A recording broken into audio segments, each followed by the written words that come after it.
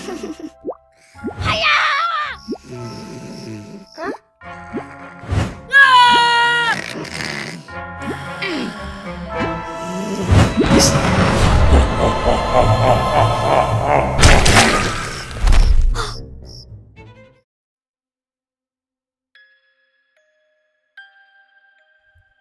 South Korea में student पर study का हाई प्रेशर होता है। उन्हें अच्छे ग्रेड्स लाना और हर एग्ज़ाम में अच्छा परफॉर्मेंस देना जैसे हर स्टूडेंट पर लाजमी होता है। कोरिया में पेरेंट्स अपने बच्चों से एक्सपेक्ट करते हैं कि वो हर एग्ज़ाम में बेस्ट परफॉर्मेंस दें, टॉप करें। इसलिए स्टूडेंट्स दिन रात मेहनत करते हैं। स्कूल टाइम ओवर होने के बाद भी वो लोग काफ़ी देर तक स्कूल में ही रुक कर स्टडी करते हैं। कभी कभी तो रात के 10 बजे तक भी स्कूल में ही लाइब्रेरी में बैठकर पढ़ते हैं।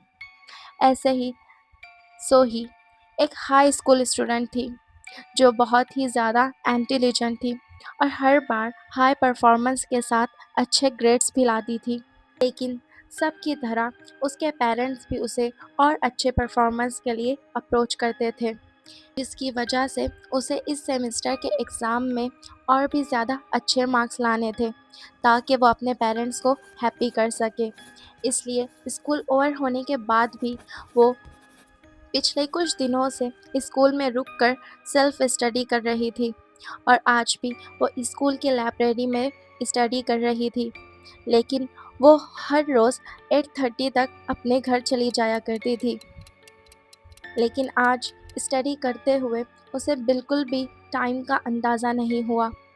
रात के 10:30 बज चुके थे और धीरे धीरे करके लाइब्रेरी पूरी तरह से खाली हो चुकी थी और पूरा स्कूल अंधेरे में डूबा हुआ था। लाइट हल्की फ्लिंक कर रही थी और हवा ठंडी थी।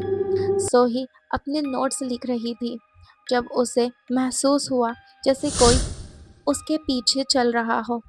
लेकिन जब उसने मुड़ के देखा तो वहाँ कोई नहीं था। लेकिन लाइब्रेरी पूरी तरह से खाली हो चुकी थी। उसने सोचा कि वो बस इतनी नोट्स कंप्लीट करने के बाद घर वापस चली जाएगी, जिसके बाद वो वॉशरूम जाने के लिए उठकर बाहर हॉलवे की तरफ चली गई। हॉलवे एकदम खाली था। ट्यूबलाइट की फ्लिंक के साथ कदमों की आवाज़ आ रही थी। कुछ कदम चलने के बाद उसने महसूस किया जैसे कोई उसके साथ चल रहा हो। सोही चलते चलते रुक गई। हॉलवे एक बार फिर से एकदम खामोश हो गया। सोही को लगा ज़्यादा देर तक पढ़ाई करने की वजह से उसे ऐसा महसूस हो रहा है। उसने फिर से चलना स्टार्ट किया, लेकिन इस बार बहुत करीब से कदमों की आवाज़ आ रही थी और हर बढ़ते कदम के साथ उसके दिल की धड़कन भी तेज़ होती जा रही थी।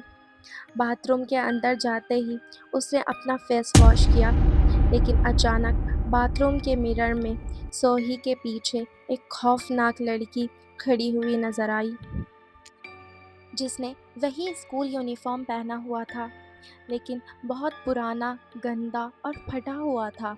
फोरहेड पर गहरी चोट भी थी, जिसमें से अभी भी खून रिस रहा था और आंखें पूरी तरह से सफ़ेद पड़ चुकी थी।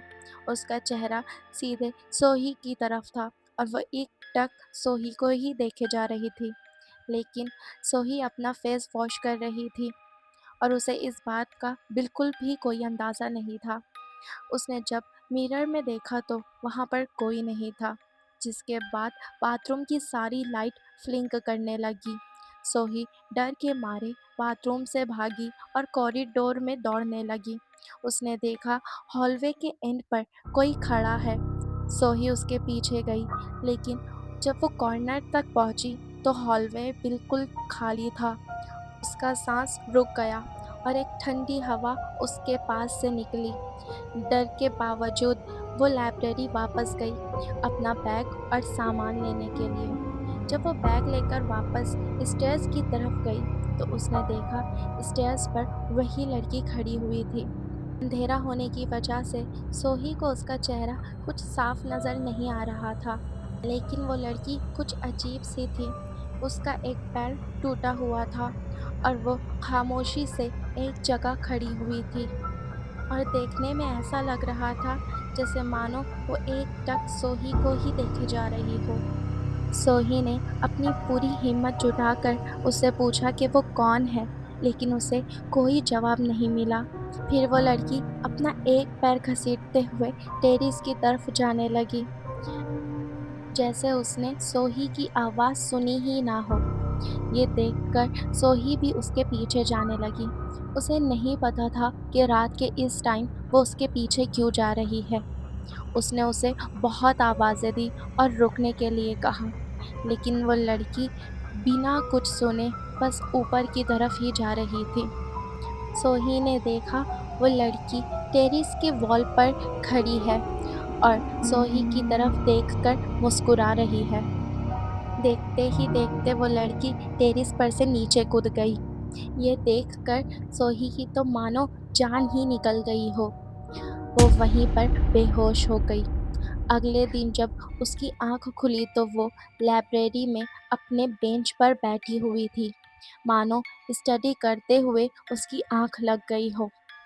لیکن وہ جانتی تھی جو کچھ بھی اس نے پچھلی رات دیکھا، محسوس کیا تھا، وہ کوئی خواب نہیں تھا۔ اس دن کے بعد سے سوہی بہت ڈسٹرب رہنے لگی تھی۔ اسے ہر رات وہی لڑکی اپنے خواب میں نظر آتی۔ سوہی اس بارے میں جاننا چاہتی تھی کہ وہ لڑکی کون تھی جو اس رات اسے ملی تھی۔ اس نے اس بارے میں جاننے کی بہت کوشش کی اور اس کے بعد اسے کچھ ایسا معلوم ہوا کہ جسے سننے کے بعد اس کی روح کانپ گئی۔ کیا آپ بھی جاننا چاہتے ہیں کہ کیا ہے وہ راز جو اس رات وہ لڑکی سوہی کو بتانا چاہتی تھی، اور کون تھی وہ لڑکی، اور کیا ہوا تھا اس کے ساتھ، کیوں وہ اس رات سوہی کو دکھائی دی تھی؟ اگر آپ بھی جاننا چاہتے ہیں تو اس سٹوری کے نیکسٹ پارٹ کے لیے ویٹ کریں اور مجھے سبسکرائب کر کے بیل آئیکن دبانا نہ بھولیں تاکہ آپ کو میری نیکسٹ ویڈیو کی نوٹیفیکیشن سب سے پہلے مل سکے۔